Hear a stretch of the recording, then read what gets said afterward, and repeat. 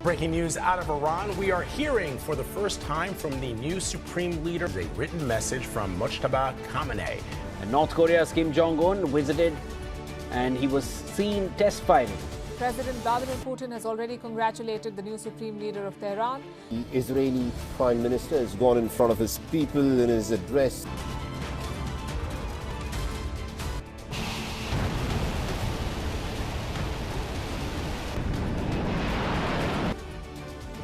አያቶላ ሞጅተባ ካሚኒ የኢራን ጠቅላይ መሪ ከሆኑ በኋላ የመጀመሪያው መግለጫቸውን መስጠታቸው ሲነገር፣ በተመሳሳይ እስራኤል ጠቅላይ ሚኒስትር ቤንያሚን ኔታንያሁ ከኢራን ጋር ጦርነቱ ከተቀሰቀሰ ከ13 ቀናት በኋላ ለመጀመሪያ ጊዜ ይፋዊ መግለጫ ሰጡ።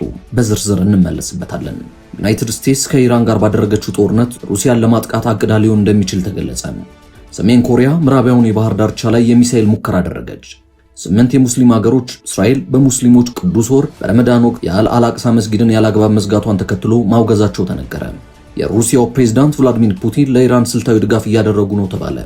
ሰላም ጤና ይስጥልን የተከበራችሁ የመቆያ ቲዩብ ቤተሰቦች፣ እናንተን ከአዳዲስ መረጃዎች ጋር ለማገናኘት የተመረጡ ዓለም አቀፋዊ መረጃዎችን ይዘን በዜና ወጃችን መተናል። እስከ ፍጻሜው አብራችሁን ቆዩ። የሰሜን ኮሪያ መንግስት እንዳስታወቀው ሰሜን ኮሪያ የባህር ኃይል የክሩዝ ሚሳኤል ሙከራ ማድረጓንና ሚሳኤሎቹ በሰሜን ኮሪያ ምዕራባዊ የባህር ዳርቻ ላይ ኢላማ የሆኑ ደሴቶችን መምታታቸው ተነገረ።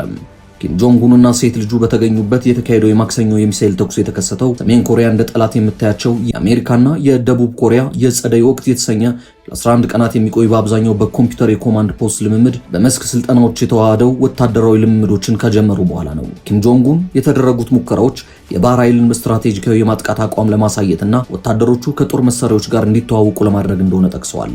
የሩሲያ የኮሚኒስት ፓርቲ የረጅም ጊዜ መሪ ጄናዲ ዙጋኖቭ ሩሲያ የትራምፕ ቀጣይ ኢላማ ልትሆን እንደምትችልና ዩናይትድ ስቴትስ ከኢራን ጋር ባደረገችው ጦርነት ሩሲያን ለማጥቃት አቅዳ ሊሆን እንደሚችል ማስጠንቀቃቸው ተነገረ።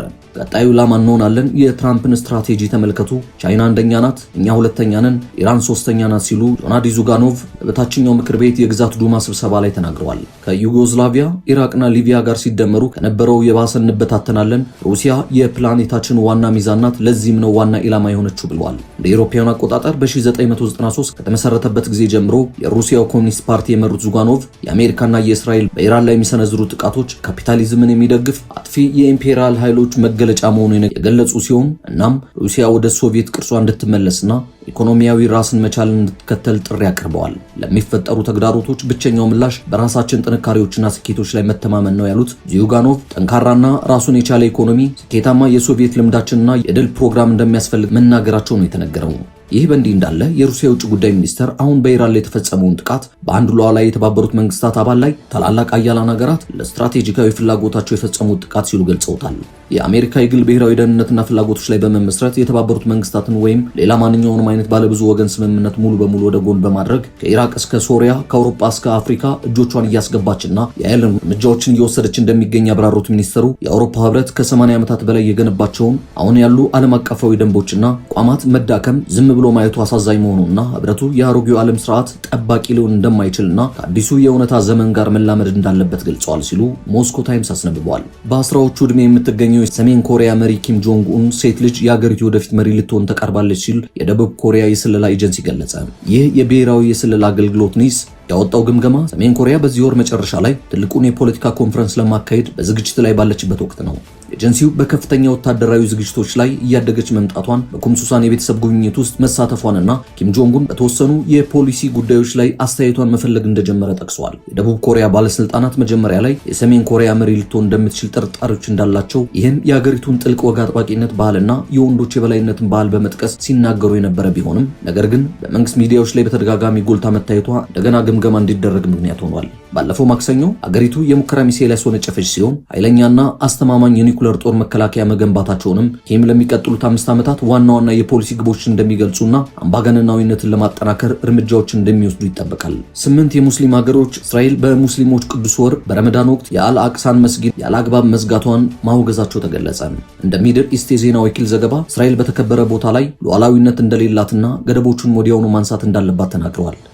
ረቡዕ ዕለት ባወጡት የጋራ መግለጫ የግብጽ፣ የኢንዶኔዥያ፣ የጆርዳን፣ የፓኪስታን፣ የኳታር፣ የሳውዲ አረቢያ፣ የቱርክና የተባበሩት አረብ ኤሚሬትስ የውጭ ጉዳይ ሚኒስትሮች እስራኤል ወደ መስጊድ ግቢና በዙሪያ ወዳለ የድሮ ከተማ መዳረሻን ለማገድ የወሰደችውን ውሳኔ ተችተዋል። ሚኒስትሮቹ እስራኤል የመስጂዱን በሮች ወዲያውኑ እንድትከፍትና ወደ አሮጌው ከተማ እንዳይገቡ የተጣሉትን ገደቦች እንድታነሳ አሳስበዋል። ዓለም አቀፉ ማህበረሰብ እስራኤል ቀጣይነት ያለው ጥሰት ሲሉ የገለጹትን እንዲቃወሙና ጫና እንዲያደርጉ ጥሪ አቅርበዋል። በዚህ ወር መጀመሪያ ላይ የእስራኤል ባለስልጣናት በኢራን ላይ ከተደረገው ጦርነት ጋር የተያያዘውን የደህንነት ሁኔታ በመጥቀስ በአል-አቅሳ ላይ የአርብ ጸሎቶችን የከለከሉ ሲሆን የእስራኤል ፖሊስ በዚህ ሳምንት እንዳሳወቀው መጀመሪያ ላይ በአሮጌው ከተማ ውስጥ ያሉ ሁሉም የሃይማኖት ቦታዎች ማለትም መስጊድ፣ የምዕራብ ግንብና የቅዱስ መቃብር ቤተክርስቲያናት ጨምሮ ለጊዜው መከልከሉ ለደህንነት ሲባል ዝግ ሆነው እንደሚቆዩ ያሳወቀ ሲሆን እስራኤል ከዩናይትድ ስቴትስ ጋር በጋራ በኢራን ላይ የአየር ድብደባ ከጀመረች በኋላ ሙሉ በሙሉ መዘጋታቸውን ለዚሁ የህዝብ ደህንነትና የሰውን ህይወት ለመጠበቅ አስፈላጊ እንደሆነ ተናግረዋል። የፍልስጤም ባለስልጣናት በበኩላቸው እስራኤል ሙስሊሞች ወደ ህንጻው እንዳይገቡ ታይቶ የማይታወቅ ገደብ ለመጣል ክልላዊውን ግጭት እንደ ሰበብ እየተጠቀመችበት ነው ሲሉ ገልጸዋል። የፍልስጤም የውጭ ጉዳይ ሚኒስትር የፍልስጤምን መብቶች በግልጽ መጣስ መሆኑ ሲገልጹ፣ ሐማስ ደግሞ አደገኛ ታሪካዊ ምሳሌና የአምልኮ ነጻነትን የሚጥስ ነው ሲል ገልጿል። አያቶላ ሞጅታባ ካሚኒ የኢራን ጠቅላይ መሪ ከሆኑ በኋላ ባደረጉት የመጀመሪያው መግለጫ ሁሉም የአሜሪካ ጦር ሰፈሮች በክልሉ ውስጥ ወዲያውኑ መዘጋት አለባቸው፣ አለበለዚያ ጥቃት ይሰነዘርባቸዋል ማለታቸው ተነገረ። አዲሱ መሪ በኢራን የመንግስት ብሮድካስት በሆነው በአይአርአይቢ በተላለፈ መግለጫቸው ቴህራን ከጎረቤት ሀገራት ጋር ባላት ወዳጅነት እንደምትተማመን ነገር ግን የአሜሪካ የጦር ሰፈሮችን ኢላማ ማድረጓ እንደምትቀጥል መናገራቸውን የተሰማው የክልሉ ሀገሮች የአሜሪካን ወታደራዊ ሰፈሮች መዝጋት አለባቸው፣ አለበለዚያ እንደገና ለማጥቃት እንገደዳለን ሲሉ፣ በተጨማሪም የሆርሙዝ የባህር ወሽመጥ የሚዘጋው ሊቨር ጥቅም ላይ መዋሉ እንደሚቀጥል ተናግረዋል። ጠላት በእኛ ላይ ለጫንብን ጦርነት የጦርነት ካሳ እንቀበላለን፣ ጠላት እምቢ ካለ ተገቢ መስሎ ከታየን ንብረቶቹን እንወስዳለን፣ ይህ የማይቻል ከሆነ ደግሞ ተመጣጣኝ መጠን ያለው ንብረቶቻቸውን እናወድማለን የሚሉት አንኳር ዘገባዎች ከሰጡት መግለጫዎች ውስጥ የተጠቀሱ ናቸው። በኢራቅ የሚገኙ የታጠቁ ቡድኖች ኢራንን መርዳት እንደሚፈልጉ ገልጸዋል። አያቶላ ሞጅታባ ካሚኒ 1/5 የሚሆነው የዓለም ነዳጅ ምርት ማስተላለፊያና 1/3 የዓለም ፈሳሽ የተፈጥሮ ጋዝ መጓጓዣ የሆነውን የሆርሙዝ የባህር ወሽመጥ መቆጣጠራቸውን እንደሚቀጥሉ፣ የክልሉ ሀገሮች የአሜሪካን ወታደራዊ ሰፈሮች መዝጋት አለባቸው፣ አለበለዚያ እንደገና ለማጥቃት እንገደዳለን ሲሉ አስጠንቅቀዋል። በመጨረሻም ሀገራችን ጫና ውስጥ ባለችበትና ጥቃት በሚደርስባት በዚህ ወቅት ጥሩ ስራ እየሰሩ ያሉ ደፋር ተዋጊዎቻችንን ማመስገን እፈልጋለሁ ብለዋል። የእስራኤል ጠቅላይ ሚኒስትር ቤንያሚን ኔታንያሁ ከኢራን ጋር ጦርነት ከተቀሰቀሰ ከ13 ቀናት በኋላ ለመጀመሪያ ጊዜ በሰጡት ጋዜጣዊ መግለጫ ሀገራቸው የኢራን ስርዓት እንዲሁም ዋነኛ አጋሯ የሆነውን ሂዝቦላን እያደቀቀች መሆኗን አስታወቁ።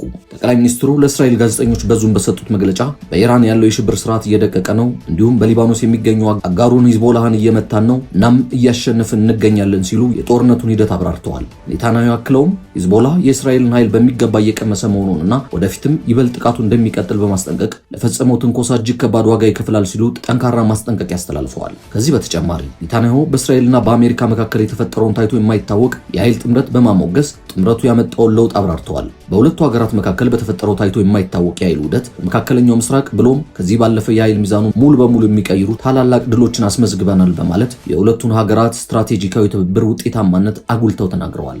የብሪታንያው መከላከያ ሚኒስትር ጆን ሂል የሩሲያው ፕሬዝዳንት ቭላዲሚር ፑቲን በመካከለኛው ምስራቅ በሚገኙ የምዕራባውያን የጦር ሰፈሮችና ይዞታዎች ላይ ለሚሰነዘሩት የኢራን የድሮን ጥቃቶች ስልታዊ እገዛ እያደረጉ ሊሆን እንደሚችሉ ተናገሩ። ይህ መግለጫ አሁንም ያለውን የቀጠናውን ውጥረት ይበልጥ ውስብስብ ወደሆነ ዓለም አቀፋዊ የኃይል ሽኩቻ ከፍ የሚያደርገው ነው ተብሏል። ሚኒስትሩ በሰጡት ጋዜጣዊ መግለጫ እንዳብራሩት በአሁኑ ሰዓት በሳይፕረስ አኩሪትሪ በሚገኙ የጦር አውሮፕላኖች ማቆሚያ ላይ ጥቃት የፈጸመውን ድሮን ቅሪት በጥልቀት እየመረመሩ ይገኛሉ። እዚህ ምርመራ ዋና ዓላማም በድሮን ውስጥ የሩሲያ ወይም የሌላ የውጭ ሀገር ቴክኖሎጂዎችና መለዋወጫዎች መኖራቸውን ለማረጋገጥ መሆኑን የብሪታንያ ብዙሃን መገናኛ ዘግበዋል። ምርመራው እንደተጠናቀቀ ግኝቶቹ ይፋ እንደሚደረጉ የገለጹት ሂል የፑቲን ስውር እጅ ከኢራን የጥቃት ስልቶችና አቅሞች ጀርባ ቢገኝ ማንም ሊደነቅ አይገባም ሲሉ አቋማቸውን አንጸባርቀዋል። አክለውም አሁን ባለው የጦርነት ቀውስ ምክንያት ሰማይ የነካው የዓለም ነዳጅ ዋጋ በዋናነት እየጠቀመ ያለው ፑቲንን መሆኑን ጠቁመዋል። ይህም ሩሲያ በዩክሬን እያካሄደች ላለው አውዳሚ ጦርነት አዲስ የፋይናንስ ምንጭ እየፈጠረላት መሆኑን በግልጽ አስረድተዋል። የተከበራችሁ የመቆያ ቲዩብ ቻናል ተከታታዮቻችን ለዕለቱ ያዘጋጀናቸውን ወቅታዊ መረጃዎች በዚህ ያጠናቀናል። ቻናላችንን ሰብስክራይብ በማድረግ ላይክ፣ ሼር እና ኮሜንታችሁ እንዳይለየ እንላለን። እናመሰግናለን። ሰላም ለሀገራችን፣ ሰላም ለዓለማችን።